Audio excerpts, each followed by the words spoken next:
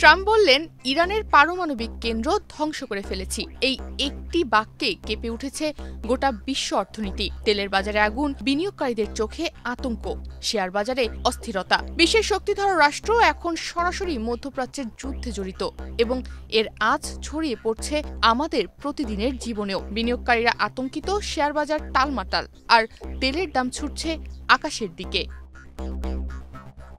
21 June শনিবার সামাজিক যোগাযোগ মাধ্যম ট্রুথ সোশ্যালে মার্কিন প্রেসিডেন্ট ডোনাল্ড ট্রাম্প নিজেই ঘোষণা দিয়েছেন, ইরানের প্রধান পারমাণবিক স্থাপনাগুলোতে আমেরিকা হামলা চালিয়েছে।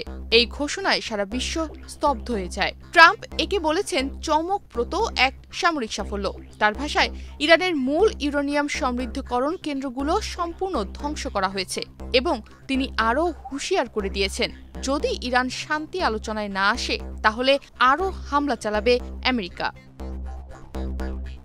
এই হামলার পরেই বিশ্লেষকেরা সতর্ক করে বলেন, সপ্তাহের প্রথম দিনেই বাজারে বড়সড় প্রতিক্রিয়া দেখা যাবে। পোটোম্যাক রিভার ক্যাপিটালের বিনিয়োগের প্রধান মার্ক স্পিন্ডেল এ বিষয়ে বলেন, বাজার প্রথমে আতঙ্কে প্রতিক্রিয়া দেখাবে, তেলের দাম বাড়বে, বিনিয়োগকারীরা নিরাপদ সম্পদে দৌড়াবে। শুক্র ও শনিবার মার্কিন বাজার বন্ধ থাকায় তাৎক্ষণিক প্রতিক্রিয়া দেখা যায়নি, তবে সোমবার থেকে শুরু হবে নতুন চাপ। ইরান ইসরায়েল উত্তেজনার শুরু থেকেই বাড়ছিল তেলের দাম। 10 জুনের পর ব্রেন্ট ক্রুডের দাম 18% বেড়ে গেছে, যা এখন পর্যন্ত $79 পৌঁছেছে, যা গত 5 মাসের মধ্যে সর্বোচ্চ।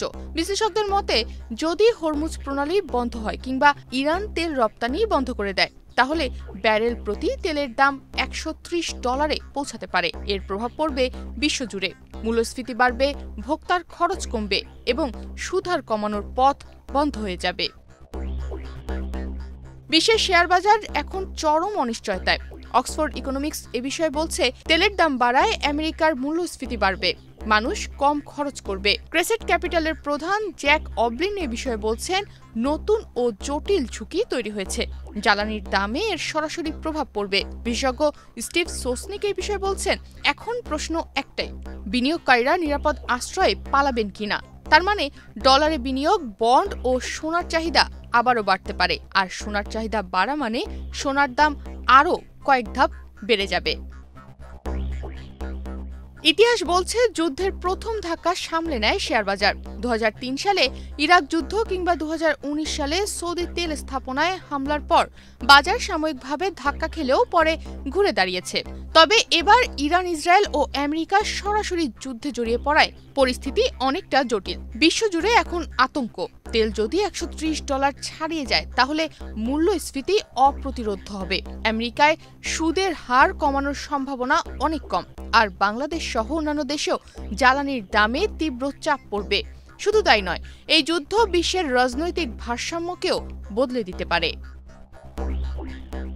বিশেষজ্ঞরা বলছেন, এই সংঘাত যদি দীর্ঘমেয়াদী হয় তবে বিশ্ব অর্থনীতির জন্য বড় ধাক্কা অপেক্ষা করছে। ইরানের প্রতিক্রিয়া এখন স্পষ্ট নয়, তবে যদি পাল্টা জবাব আসে তাহলে হরমুজ প্রণালী ও তেল সরবরাহ চেইন আরও বিপর্যস্ত হবে। সেই সঙ্গে ডলার ও সোনার দামে বড়সড় পরিবর্তন আসবে, মূল্যস্ফীতি ও সুদের হারেও চাপ পড়বে। এর ছায়া পড়বে বাংলাদেশের মতো উন্নয়নশীল দেশেও। তনিমা রহমান, বাংলাদেশ প্রতিদিন।